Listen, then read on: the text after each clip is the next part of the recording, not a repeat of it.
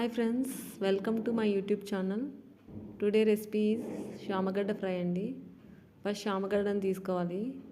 తీసుకొని ఇవి బాగా వాష్ చేయాలండి. ఇవి బాగా వాష్ చేసిన తర్వాత ఇందులో మునిగేంత వరకు వాటర్ వేయాలి. ఇవి బాగా మునిగిన తర్వాత ఇందులో కొద్దిగా సాల్ట్ వేయాలండి.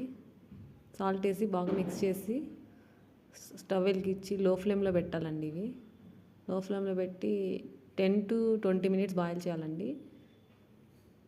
ఇవి బాయిల్ అయిపోయిన తర్వాత దీన్ని పొట్టు తీయాలండి.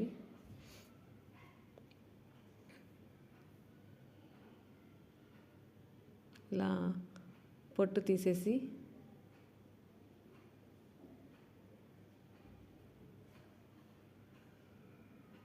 ఇలా పొట్టు తీసేయాలండి. ఇలా పొట్టు తీసేసిన తర్వాత దీన్ని అన్ని సర్కిల్స్ లాగా కట్ చేయాలండి. సన్నగా థిన్ స్లైసెస్ అండి, సర్కిల్స్ లాగా కట్ చేసుకోవాలి. ఈ మరీ బాయిల్ అయిపోకూడదండి, మరీ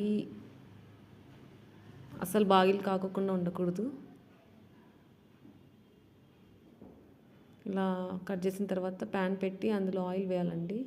ఆయిల్ వేసి అందులో శామగడ్డ వేయాలండి. కొంచెం ఆయిల్ వేడైన తర్వాత శామగడ్డ వేసి ఇలా ఫ్రై చేయాలండి. ఎక్కువ కలపకూడదండి, ఎక్కువ కలిపితే పౌడర్ అయిపోతాయండి.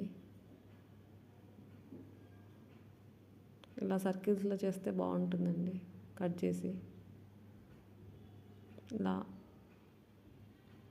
ఇలా ఫ్రై చేసుకుంటూ ఉండాలండి. లో ఫ్లేమ్లో పెట్టి ఫ్రై చేసుకోండి.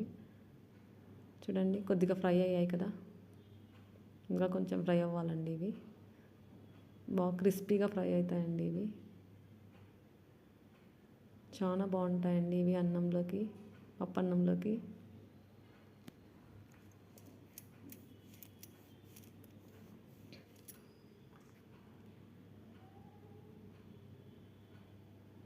ఇలా బాగా ఫ్రై చేయాలండి. ఇప్పుడు చూడండి, బాగా ఫ్రై అయ్యాయి కదా. ఇప్పుడు దీంట్లో ఉండే ఆయిల్ అంతా ఉంచేయాలండి. ఆయిల్ అంతా ఉంచేసిన తర్వాత ఇందులో కొద్దిగా పసుపు వేయాలండి. తర్వాత ఇక్కడ నేను తెల్లవాయి మిరప్పొడి తీసుకున్నానండి. కొద్దిగా తెల్లవాయి మిరప్పొడి వేయాలండి ఇందులో. అలాగే కావాలనుకుంటే కొద్దిగా ఎండు కొబ్బరి కూడా వేసుకోవచ్చండి. కొంచెం ఎండు కొబ్బరి వేస్తున్నాను ఇక్కడ. వేసి బాగా మిక్స్ చేయాలండి. మిక్స్ చేసి ఇంకా స్టవ్ ఆఫ్ చేయొచ్చండి. తర్వాత ఒక కప్లోకి తీసుకొని సర్వ్ చేసుకుంటే శామగడ్డ ఫ్రై రెడీ అండి. నచ్చితే మీరు కూడా ఒకసారి ట్రై చేయండి. Thank you for watching my video.